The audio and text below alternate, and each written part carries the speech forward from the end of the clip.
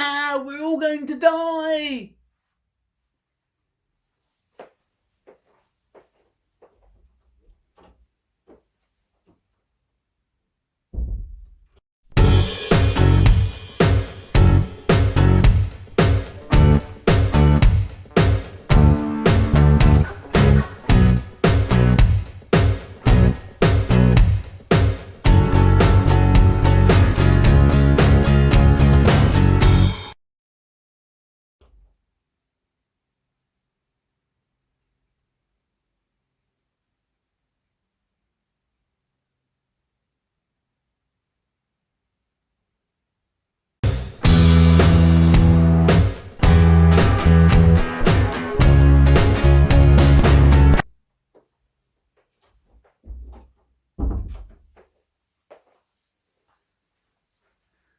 Okay, we're not all going to die. Not in the immediate future, at least.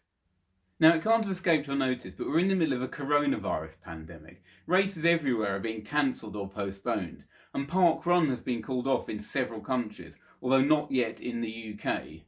But many suspect that last Saturday's parkrun on the 14th of March will be the last for a while in the UK. So where does that leave us runners? What are we to do? Is it even responsible for us to go out on runs in small groups, or even on our own, without risk of spreading the disease? Yes, it is, and it's important that we don't get too carried away here. Advice seems to be that there should be no gatherings of more than 500 people, so that would mean a lot of races, and also many of the park runs. And you couldn't just cancel the larger park runs, because then people might just then flock to the smaller park runs, pushing their numbers over 500.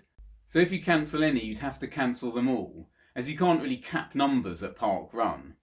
But none of this stops you going out running in small groups or on your own. It is thought that if you remain at least 2 metres from other people, the virus can't spread from person to person. So you can still exercise caution within your small groups, and people should understand it if you don't want to shake hands.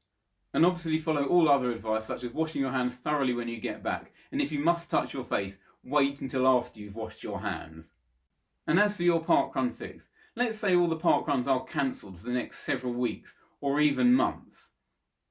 You can still go down to your local parkrun course and run it unofficially, and you can log into the parkrun website and register it as a freedom run, noting your time as well.